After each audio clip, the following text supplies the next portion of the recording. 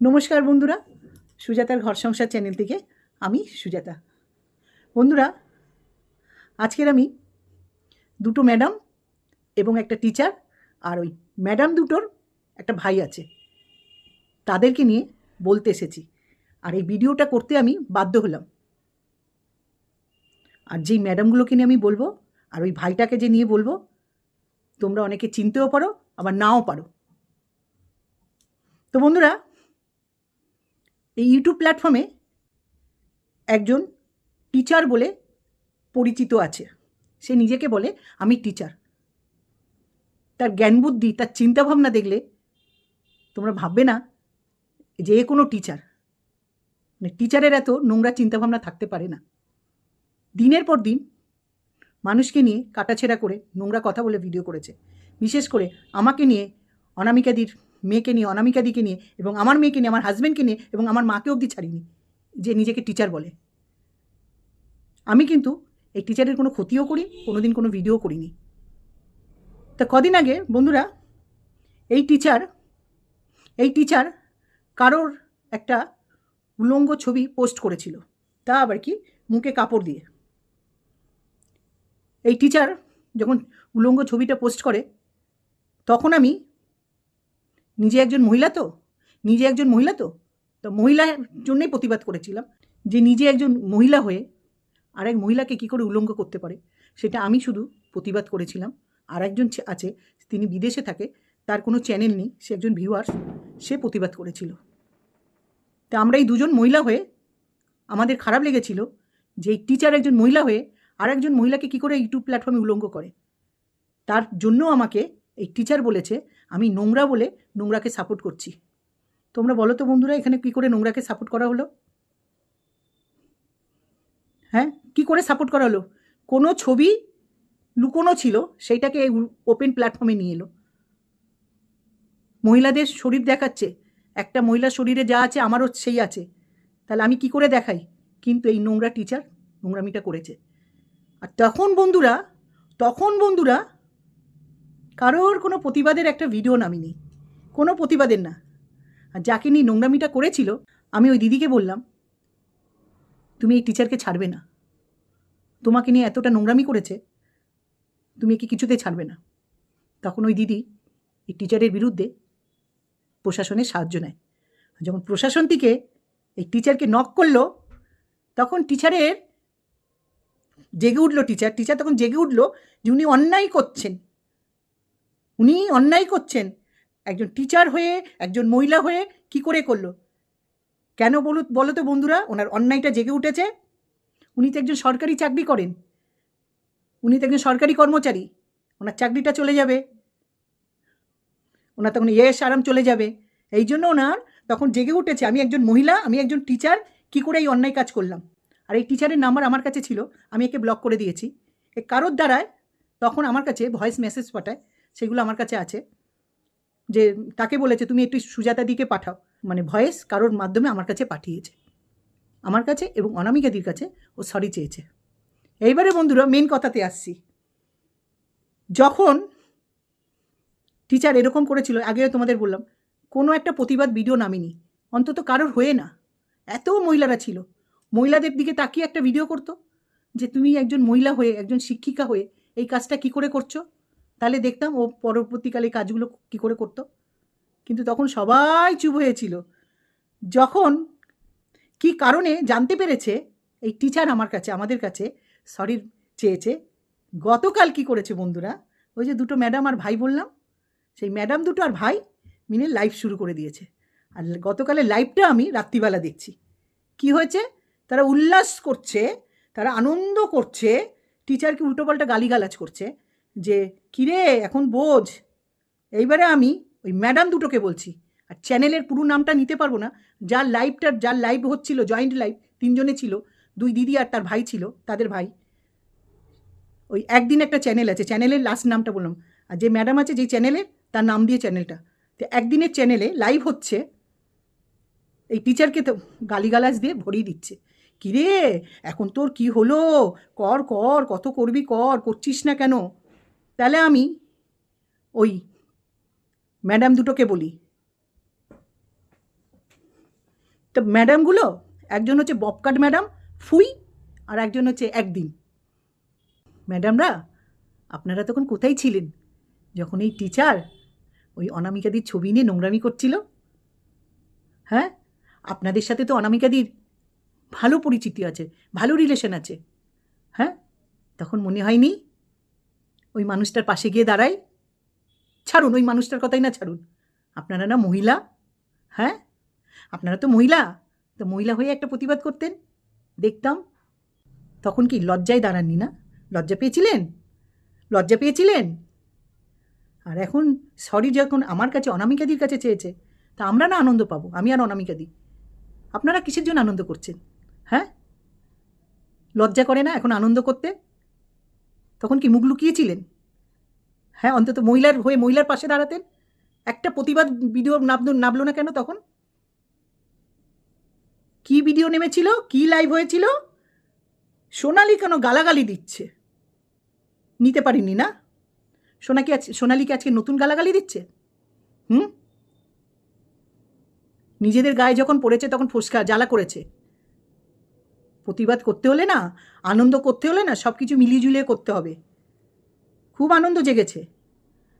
হ্যাঁ, আর এই যে বব ম্যাডাম, আপনাকে বলছি, পিছনে তো খুব ফোনে গল্প করেন, সামনে এসে প্রতিবাদ করার মুখ ছিল না? কোথায় ছিলেন তখন আপনি? আপনি কি বলেন? আমি কন্ট্রোভার্সি করি না, আমি কন্ট্রোভার্সি পছন্দ করি না, কিন্তু হ্যাঁ, কন্ট্রোভার্সির চ্যানেলে লাইভে উঠে লোকের সমালোচনা করতে পারি, লোকে নিন্দা করতে পারি। যে কন্ট্রোভার্সি পছন্দ করবে না, সে কী করে কন্ট্রোভার্সি করার চ্যানেলে উঠবে? হ্যাঁ, আপনি গাছেরও খান তলারও খান। অনামিকাদির সাথে একরকম কথা বলবেন, আবার পিছনে আর একরকম কথা বলবেন। কি করেছিলেন অনামিকাদির সাথে? অনামিকাদি যখন ওরকম ভেঙে পড়েছে তখন আপনি মুখ ঘুরিয়ে নিয়েছেন। কি মুখ ঘুরিয়ে নিয়েছেন? অনামিকাদি চ্যানেলটা ডিলিট করে দেবে বলেছিল, আমাকেও তো বলেনি যে চ্যানেল ছিল। অনামিকাদি ভেঙে পড়েছিল, অনামিকাদি কান্না করছিল, তখন কি করলেন? ওই যে নাপিত, যে নোংরার দলটাকে, যে নাপিত কাব্য, যারা এই নোংরামিটা করিয়েছে তাদের সাথে গিয়ে বব ম্যাডাম ঘোটালা পাকালেন। আবার বড় বড় কথা বলছেন। হ্যাঁ, গালাগালি দেওয়া হচ্ছে। ইউটিউব চ্যানেলটা বেছে নেওয়া হয়েছে নাকি গালাগালি দেওয়ার জন্য, নোংরামি করার জন্য? কেউ মহিলা হয়ে মহিলার ফটো নিয়ে নোংরামি করবে, কেউ মহিলাদেরকে গালাগালি দেবে। মামার বাড়ি আবদার নাকি? একটা প্রতিবাদ মূলক ভিডিও বানাতে পারেনি, লাইভ করতে এসছে। এইবারে আসি, ওই যে দিদির আদরের ভাই। তা ভাই, তুমি আমাকে আন্টি বলো, আমি ওদের হয়ে তোমাকে ভাই বলছি। তা সোনা বাব্বা, তোমাকে আমি কি বলে ডাকবো? হেলেসাপ ডাকবো, না নর্তকী ডাকবো, না হিজড়ে ডাকবো? তোমার এগুলো সব দিদিদের দেওয়া নাম। কাব্য দিদি, তোমার বঞ্চিতা না বলেছে হেলেসাপ, কিন্তু কথাটা কোথার থেকে এসছে? তোমার এই কাব্য দিদির থেকে। বঞ্চিতা না বলেছে নর্তকী, এই কথাটা কোথার থেকে এসছে? তোমার ওই কাব্য দিদির থেকে। তা কোনটা ডাকবো বলো বাবা? সোনা বাবা, অবি সোনা, আমি তোমার নামটা ধরেই ডাকলাম, কারণ আমি অতটা নিচুতে নামতে পারবো না, কারণ তোমাকে সন্তানের মতন দেখেছিলাম, এখন আর দেখি না। তোমার যা ব্যবহার। তুমি কি বলছো সোনা বাব্বা? ও সোনা বাব্বা, কী রে বঞ্চিতা, কোথায় পালাচ্ছিস? তা আমি তোমাকে বলছি, তুমি কোথায় ছিলে বাবা যখন অনামিকাদিকে নিয়ে এই বঞ্চিতা নোংরামি করছিল? তুমি কোথায় পালিয়েছিলে বাবা? তখন এসে কেন একটা প্রতিবাদমূলক লাইভ করুনি, ভিডিও করুনি? হ্যাঁ, বা কমিউনিটি পোস্ট করুনি, এরকম করা অন্যায়। তখন তোমার জ্ঞানগুলো কোথায় ছিল বাবা?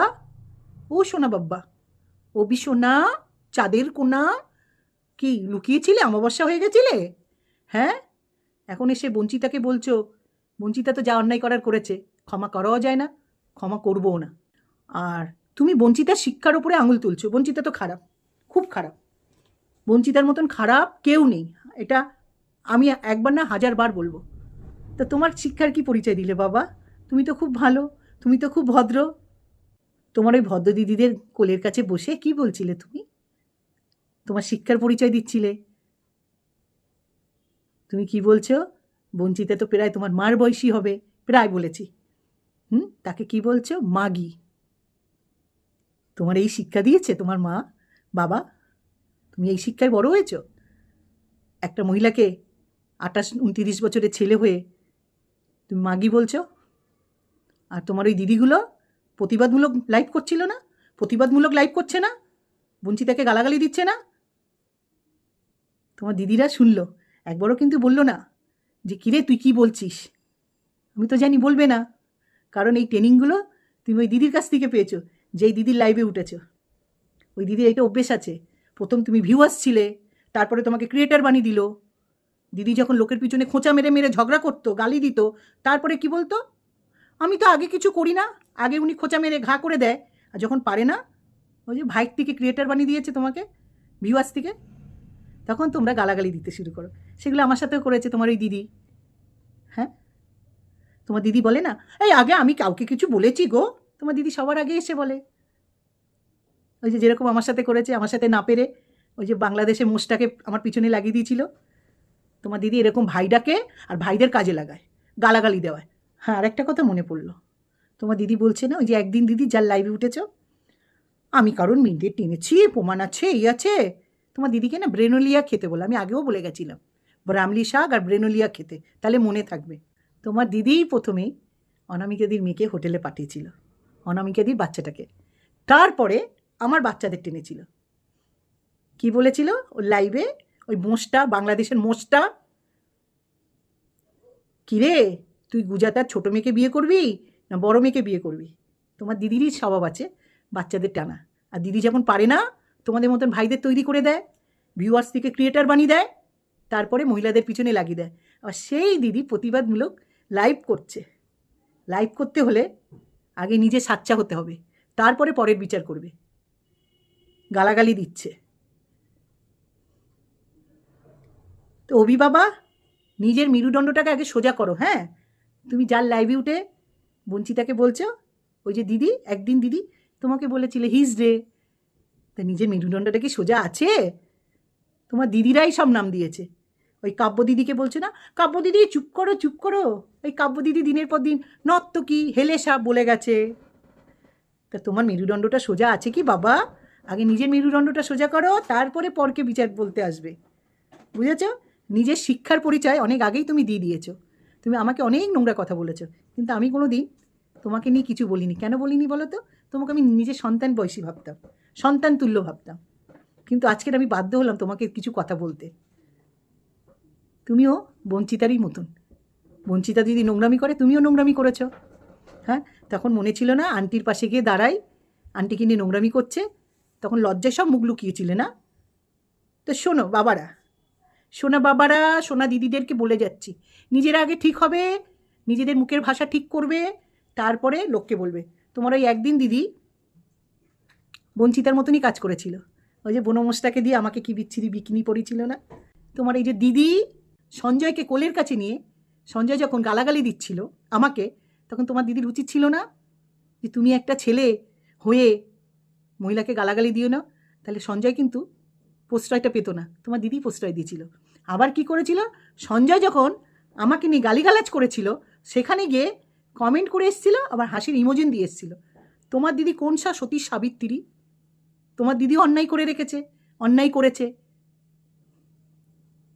আমরাও লোককে ভাই বলি, আমারও লাইভে আসছে, কেউ কাকিমা বলে, কেউ ভাই বলে, কেউ দিদি বলে, কেউ বৌদি বলে।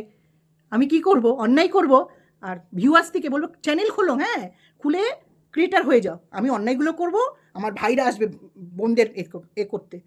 তোমার দিদি ধোয়া তুলসী গঙ্গা জল না, বুঝেছ? তোমার দিদি যদি প্রতিবাদ করতো, তাহলে আজ তোমাদের মতন ছেলেরা দিদির কোলের কাছে বসে একটা মহিলাকে মাগি বলতে পারতে না, বুঝেছ? তোমরা কেউ ধোয়া তুলসী পাতা গঙ্গার জল না, বুঝেছ? কোনো দিন প্রতিবাদ করার মতন তোমাদের হিম্মত ছিল না, মেরুদণ্ড ছিল না। আর তুমি অভি বাবা, মোটেও তোমারও শিক্ষা ভালো নেই। যদি শিক্ষা ভালো থাকতো, যেই দিদিদের কাছে বসে আছো, তাহলে ওদের সাথ দিতে না। প্রথম থেকে সাথ দিয়ে এসছো, মাঝে একটুখানি মাইন্ডটা চেঞ্জ হয়েছিল, আবার সেই নোংরার মধ্যেই ঢুকে গেছো। লোকের বিচার করার আগে নিজেদের সাফসুতরা থাকতে হবে, বুঝেছ? তোমার দিদি ভাই পাঠিয়েছে আর মহিলাদেরকে গালিগালাজ খাইয়েছে, সেই দিদি লাইভ করে আরেকজনকে জ্ঞান দিতে এসছে। জ্ঞান পাপীরা জ্ঞান দিচ্ছে, যাদের নিজের কোনো জ্ঞান বুদ্ধি নেই। তা বুঝে শুনে বলবে। হ্যাঁ, এখন আনন্দ করতে এসছো, আনন্দ করতে এসছো। বঞ্চিতা, তোর হবে, তোর সেই হবে, তখন একটা ভিডিও করে কিছু বলার ছিল না, না মহিলা হয়ে মহিলার পাশে দাঁড়াই। আজ ববকাট তোমাকে বলে যাচ্ছি, গাছেরও খাবে না, তলারও খাবে না, যে কোনো একটা জায়গায় খাবার চেষ্টা করবে, বুঝেছ? তুমি হচ্ছে ভীষণ চালাক মহিলা। আমি কন্ট্রোভার্সি পছন্দ করি না, এদিকে কন্ট্রোভার্সি চ্যানেলে লাইভে উঠে সমালোচনা করতে খুব ভালোবাসি। তো ববকাট একটা কথা বঞ্চিতাকে বলেছেন, কি বলেছেন? এপাং ওপাং ঝপাং। আপনিও তো তাই, আপনিও এপাং ওপাং ঝপাং। তো এইখানে অনেকেই আছে এপাং ওপাং ঝপাং, শুধু বঞ্চিতা না। একটা মহিলাকে যেভাবে এই মহিলা 3টে ছিঁড়ে খাচ্ছিল কাব্য আর ওরা দল বেঁধে, তখন মজা নিচ্ছিলে না? তখন মজা নিচ্ছিলে, তখন কোনো প্রতিবাদমূলক কিছু ছিল না। তাহলে দেখতাম টিচার এত বেড়েছে কী করে পারত। আরে এখন যখন অনামিকাদিকে ঘুরিয়ে ঘুরিয়ে দাঁড় করিয়েছি, তখন ক্রেডিট নিতে আসছো তোমরা। ক্রেডিট নিচ্ছে, অনামিকাদির পাশে আছে, ঘোড়ার ডিম আছো। ওই অনামিকাদিকে গিফট দেওয়া হয়েছে না, মানুষটাকে গালাগালি দিয়ে দিয়ে দিয়ে দিয়ে চ্যানেল বাড়ানো হয়েছে, পেমেন্ট পাওয়া হয়েছে। সেই পাপ ধোয়াতে গেছিলো অনামিকাদিকে এরা, যারা যারা গিফট দিয়েছে সব পাপ ধুইয়েছে। তো শোনা বাবা, নিজের মেরুদণ্ডটাকে আগে সোজা করো, হ্যাঁ, তারপরে অন্য লোকের মেরুদণ্ডটাকে সোজা করতে আসবে, বুঝেছ? দিদি, ওই দিদিরা হেলে সাম নর্তকী, যে কালকে দিদির কোলে বসে গালাগালি দিচ্ছিলেন, ওই দিদি তোমাকে কি বলেছিল? হিজড়ে। আমরা যাকে ভাই বলবো না, যাকে সন্তানের মতন দেখবো না, হারগিজ নোংরা কথা আসবে না। দেখেছো বাবা, আমি কিন্তু তোমাকে একবারও উল্টোপাল্টা কিছু বলতে পারিনি, তোমাকে শুধু একটু জ্ঞান দিয়ে গেলাম। তা আবার কি করে সোনা বাবা বলে, সোনা বাবা বলে, সোনা বাবা। আর আমাকে নিয়ে ভাবার আগে, আমাকে নিয়ে কারোর সঙ্গে আলোচনা করার আগে 20 দিন থেকে চিন্তা করবে, হ্যাঁ, যে এই মানুষটা এটা করতে পারে। কারণ তুমি যাদের সাথে মেশো তাদের মতন আমি না, সেটা তোমার পরিচয় বেড়ে গেছে। কথায় আছে না, সৎসঙ্গে স্বর্গবাস, অসৎসঙ্গে নরকে বাস। তো তুমি নরকে বাস করছো, হ্যাঁ, তুমি নরকে বাস করছো, সবাইকে সেরকম ভাববে না। তো বন্ধুরা, জ্ঞান পাপীদের জ্ঞান দিয়ে দিলাম, এবার আমি রাখছি। আর সুন্দর মনে সুন্দর চোখে দেখবেন, সব কিছু পরিষ্কার লাগবে, কোনোটা নোংরা লাগবে না। যারা নোংরা তারা নোংরা ঘাঁটতে ভালোবাসে। তো আমি এখানে রাখছি। হ্যাঁ, আর একটা কথা বলছি বন্ধুদেরকে না, ওই টিচারকে বলছি, বঞ্চিতা অনেক কিছু তো করেছিস, তুই এখনও অবধি সোজা হতিস না। যদি না প্রশাসনের চাপ না আসতো। যাক, প্রশাসনের চাপটা যখন এসছে, একা ডুববি না, ডুবতে হলে সবাইকে নিয়ে ডুববি, বুঝেছিস? একা ডুববি না, ডুবতে হলে সবাইকে নিয়ে ডুববি। বঞ্চিতা, তোকে আমি তুই বলতেই পারি, তুই আমার থেকে অনেকটাই ছোট, দিদি বলেছিলিস তো, তাই এইটা আমি তোকে বলে যাচ্ছি। ডুবতে হলে সবাইকে নিয়ে ডুববি, একা ডুববি না। তা আমি রাখলাম, আশা করি একটু নিজে চেঞ্জ হোস, আর কিছু না, তোরই ভালোর জন্য বলে গেলাম, আমার কিছুর জন্য বলিনি রে বঞ্চিতা। তো বন্ধুরা, আমি এখানে রাখলাম, তোমরা সুস্থ থেকো, ভালো থেকো, হরে কৃষ্ণ, জয় গুরু, বাই বন্ধুরা।